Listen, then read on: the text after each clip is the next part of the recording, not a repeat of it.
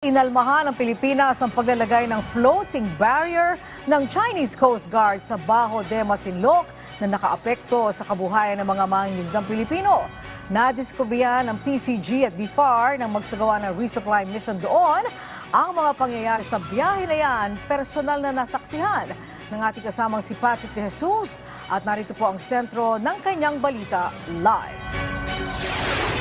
Angelique, nakasama nga tayo sa 5 araw na resupply mission ng BFAR at PCG sa Scarborough Shoal o Bajo de Masinloc, kung saan maraming mangingisda ang nabigyan ng tulong. Pero sa nasabing misyon, may mga natuklasan pa tayo. Makikita ang mga nakalutang na boya sa entrada ng Bajo de Masinloc o Scarborough Shoal. Floating barriers ito na inilagay ng China Coast Guard na nasa 300 metro ang haba. Nakuhanan pa ng PCG ang aktwal na paglalagay nito ng mga tauhan ng China Coast Guard at militia vessels. Mariin itong kinondena ng PCG at BFAR, lalo't pinipigilan nito ang pagpasok ng mga mangingisdang Pilipino sa loob ng bahura.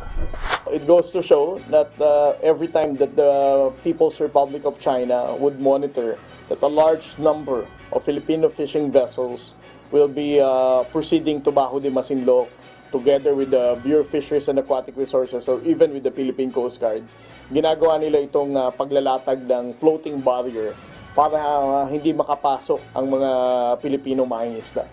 Nito namang Martes, tumulak patungo ng Bajo de Masinloc ang multi-mission offshore vessel ng Bureau of Fisheries and Aquatic Resources na BRP Dato Bangkao para sa isasagawang resupply mission o pagbibigay ng tulong ng pamahalaan sa mga mangingisda roon. Sakay nito ang mga crew ng PCG at BFAR kasamang ilang kawani ng media. 120 nautical miles ang layo ng Bajo de Masinloc mula sa mainland Luzon, pasok sa 200 nautical miles ng ating exclusive economic zone. Pero bago makalapit sa lugar noong Miyerkules ng umaga, may namataan kaagad na barko ng China Coast Guard na may bow number 3105. 17 nautical miles pa ang layo natin mula sa Scarborough Shoal. Pero dito pa lang, makikita na natin ang presensya ng China Coast Guard. Sinunda ng naturang barko ng CCG ang BRP Dato Bangkao hanggang sa nagbato na ito ng radio challenge na sinagot naman ng BFAR. Please inform your purpose and following plan. Over. This Bureau of Fisheries and Aquatic Resources, MMOV 3004. You do not interfere with our activities here inside the Philippine waters. You are inside the exclusive economic zone of the Republic of the Philippines. Please review your chart and please stay clear of our road. Over. Patuloy na sinunda ng CCG vessel ang barko ng BFAR hanggang sa may sumunod na isa pang barko. Mayroon ding 3 pang CCG vessel ang nasa bisinidad. Isang beses nag-dangerous maneuver ang barko ng China sa harap ng BRP Dato Bangkao. Kasabay naman sa paglalayag ang Cessna caravan plane ng BFAR na nag-maritime patrol at may pagkakataon pang lumipad sa ibabaw ng barko ng China. Habang mas papalapit, may mga lumalabas na ring fishing boat ng mga Pinoy at isa sa mga ito ay dinaanan at tila hinarangan pa ang CCG vessel. Nakarating ang BRP Dato Bangkao pasado alas 8 ng umaga at nag-angkla. 300 metro lamang ang lapit sa Bajo de Masinloc. Dali-daling naglapitan ng maraming bangka ng mga mangingisdang Pinoy. Dito ay binigyan sila ng BFAR ng libreng diesel at grocery items. 3 hanggang 4 na araw, mananatili itong barko ng BFAR dito para nga paghatid ng tulong sa mga mangingisdang Pilipino na nandito. May kita ba natin na maraming mangingisda yung lumapit sa barko ng BFAR.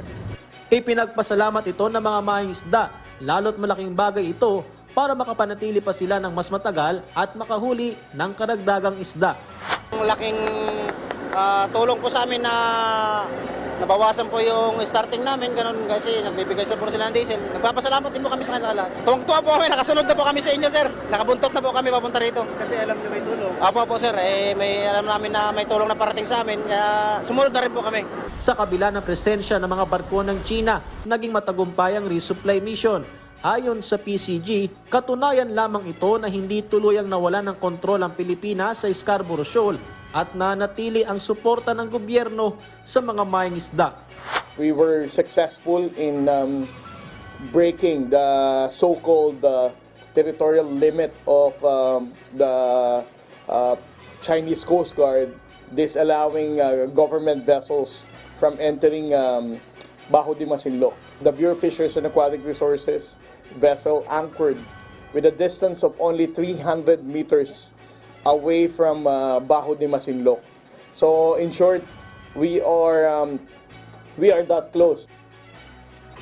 Angelic, kabuang 60,000 liters ng diesel hindi maka- ang naipamahagi sa higit 50 mother boats ng mga mangingisdang Pinoy sa halos isang linggong resupply mission.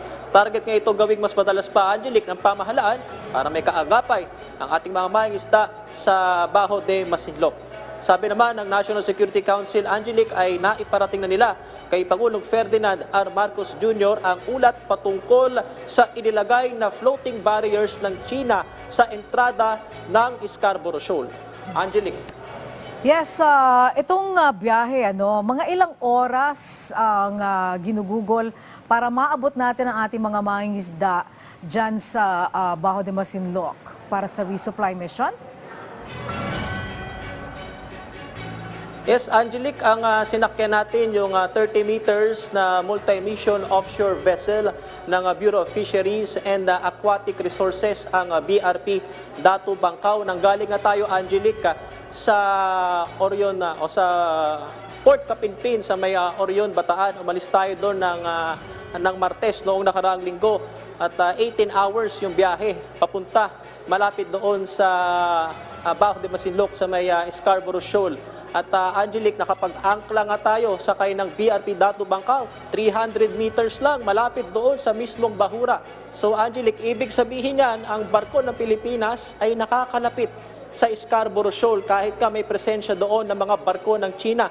At yung mga mangingisda ay malaya ng mga nakapangingisda sa paligid ng bahura. Yung yung limitasyon, Angelic, ay doon sa pagpasok sa entrada o doon sa entrance ng Bajo de Masinloc dahil nga mas marami doon yung presensya ng China Coast Guard at militia vessels at nakita nga natin sa report, may inilagay pa silang floating barrier. Angelic. Okay, so Patrick, itong floating barriers, nabanggit mo, mga 3 kilometers ang haba nito.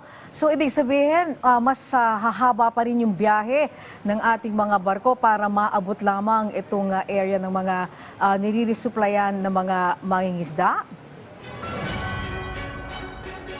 Angelic, linawin ko lang, yung Scarborough Shoal ay mababaw na yun na parte ng EEZ. So hindi nakakapunta doon yung mga malalaking barko dahil nga baka mabahura or sumadsad.